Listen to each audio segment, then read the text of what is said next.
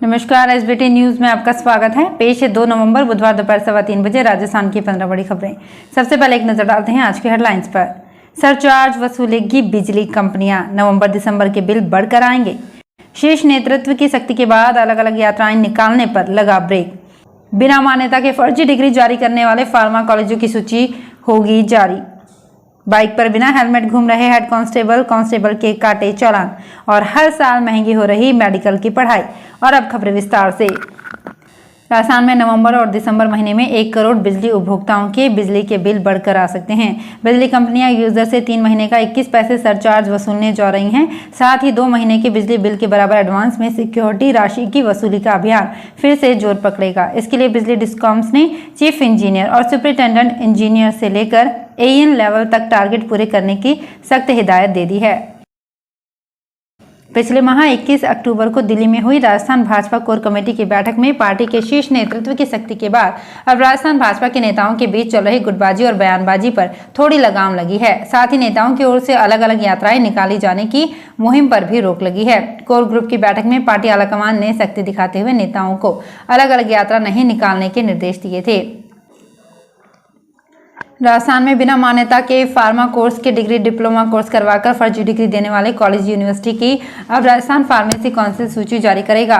देश भर में युवाओं से मोटी रकम ऐंठ कर फर्जी डिग्री देने वाले या बिना मान्यता के ही फार्मा का कोर्स करवाने वाले संस्थानों की सूची राजस्थान फार्मेसी काउंसिल की वेबसाइट पर जारी होगी।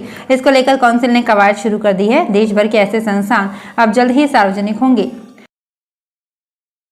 बाड़मेर ट्रैफिक पुलिस ने दुपहिया वाहनों पर बिना हेलमेट घूम रहे पुलिस के हेड कांस्टेबल व कांस्टेबल के चालान काटे। बाड़मेर पुलिस ने अपने ही पुलिसकर्मियों के चालान काटकर पब्लिक को मैसेज दे दिया है कि हेलमेट नहीं पहनने वालों की अब खैर नहीं है। ट्रैफिक पुलिस ने पुलिस लाइन में रात 8 बजे तक 25 चालान काटकर जुर्माना लगाया है। दरअसल जिले में इस साल सड़क हादसे में बाइक सवार लोगों की रिकॉर्ड मौत हुई है। हादसों को रोकने के लिए पुलिस लाइन में सबसे पहले बिना हेलमेट बाइक पर घूम रहे जवानों के चालान काटे गए। दोस्तों, खबरों का ये सिलसिला जारी है। एसबीटी न्यूज का ये वीडियो आपको कैसा लगा हमें बताइए। ये वीडियो कहाँ किस शहर तक पहुंचा हमें लिखिए। आपकी फीडबैक से ही हम इसमें सुधार कर नए वीडियो आप तक पहुंचाते हैं।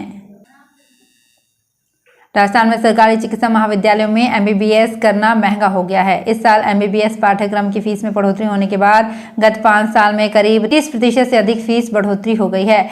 प्रदेश चिकित्सा ग्रुप 1 ने गवर्नमेंट सीट और राजस्थान मेडिकल एजुकेशन सोसाइटी के अधीन संचालित चिकित्सा महाविद्यालयों की फीस तय कर दी है। हालांकि पहली बार इस शैक्षणिक सत्र से एमबीबीएस पाठ्यक्रम की गवर्नमेंट सीट और राजमेस की फीस को एक समान किया गया है। इस बार राजस्थान के सरकारी मेडिकल कॉलेज में भी 10% फीस तक बढ़ा दी गई है। प्रतापगढ़ जिले के कांठल में पिछले वर्षों से जलाशयों में पानी की आवक अच्छी होने लगी है, जिससे मत्स्य उत्पादन भी बढ़ रहा है। ऐसे में विभाग का राजस्व भी बढ़ रहा है। जिले में 3 वर्ष पहले मत्स्य उत्पादन 750 एमटी का उत्पादन हुआ था। वहीं गत वर्ष ये बढ़कर 12,000 एमटी तक पहुंच गया है।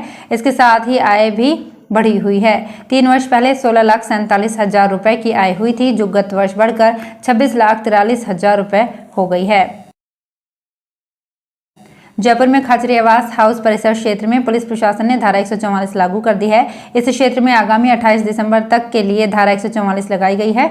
इसके पीछे कारण आगामी दिनों में होने वाले कार्यक्रमों के दौरान जन शांति भंग होने की आशंका बताया गया है। क्षेत्र में 500 मीटर की परिधि में धारा 144 लागू रहेगी।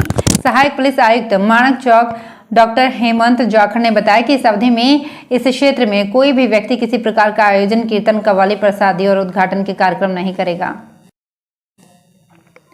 मेडिकल कॉलेजों से संबद्ध अस्पतालों में मरीजों को गंदगी से जुड़ी कोई शिकायत सामने नहीं आए, साथ ही इलाज संबंधी सारी सुविधाएं भी एक ही स्थान पर मिल सके, इसे लेकर चिकित्सा शिक्षा विभाग के प्रमुख शासन सचिव ने मेडिकल कॉलेज प्राचार्य को पत्र भेजा है। पत्र में कहा गया है कि वार्ड में बेडशीट को नियमित रूप से बदला जाए। इसकी सही हकीकत जानने के लिए सप्ताह के विभिन्न दिनों के अनुसार अलग अलग रंग की बेडशीट का उपयोग किया जाए। मांगीलाल बागड़ी राजकीय महाविद्यालय नोखा के कार्यवाहक प्राचार्य व इग्नू अध्ययन केंद्र समन्वयक डॉक्टर रणवीर सिंह ने बताया कि इग्नू के द्वारा दिसंबर 2022 के लिए असाइनमेंट जमा कराने की अंतिम तिथि को 31 अक्टूबर से बढ़ाकर अब 30 नवंबर 2022 तक कर दिया गया है।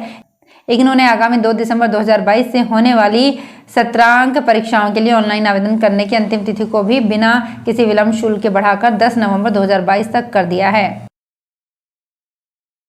बीकानेर में बल्लभ गार्डन स्थित सीवरेज ट्रीटमेंट प्लांट अब जल्द सौर ऊर्जा से संचालित होगा।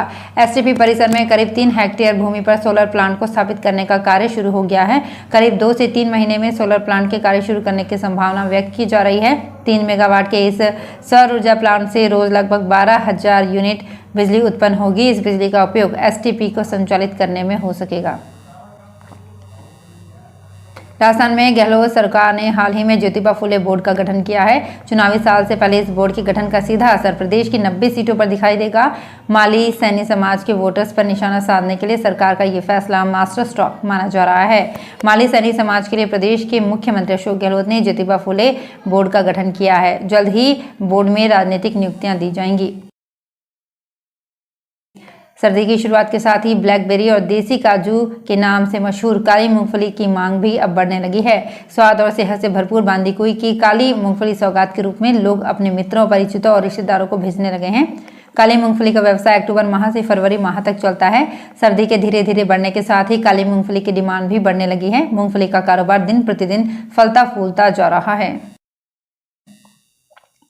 मुख्यमंत्री अशोक गहलोत की ओर से इस बार जनवरी माह में बजट पेश किए जाने के संकेतों के बाद वित्त विभाग भी बजट की तैयारियों को लेकर सक्रिय हो गया है। आमजन, सिविल सोसाइटी, एनजीओ, सामाजिक संगठनों, युवाओं और जनप्रतिनिधियों के साथ मुख्यमंत्री के प्रस्तावित बजट पूर्व संवाद बैठकों से पहले वित्त विभाग ने सभी विभागों को विभागीय स्तर पर बजट को संवाद बैठकर करने के निर्देश दिए थे।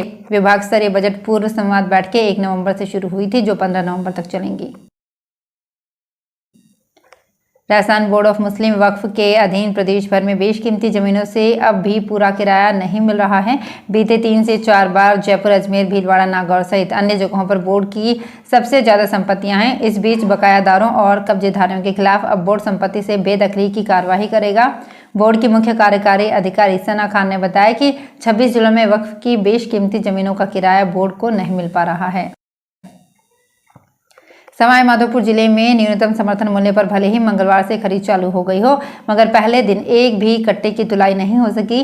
पंजीयन नहीं होने से किसान तुलाई के लिए नहीं पहुंचे। ऐसे में दिन भर इलेक्ट्रॉनिक कांटे सूने पड़े रहे। हालांकि तीनों जगहों पर क्रय विक्रय सहकारी समितियों की ओर से औपचारिक रूप से खरीद केंद्रों का विधिवत रूप से उद्घाटन कर दिया है। इस बार उड़द का समर्थन मूल्य 6600 रुपये प्रति क्विंटल रखा है। यहाँ अच्छी गुणवत्ता की फसल ली जा रही है, परंतु इस बार अतिवृष्टि से फसल की गुणवत्ता खराब हो गई है। तो फिलहाल इस बुलेटिन में इतना ही। फिर हाजिर होंगे कुछ और बड़ी खबरों के साथ। अगर आप भी अपने आसपास की छोटी बड़ी और महत्वपूर्ण खबरों से अपडेट रहना चाहते हैं तो सब्सक्राइब कीजिए हमारे चैनल एसपीटी न्यूज को और प्रेस कीजिए बेल आइकन पर।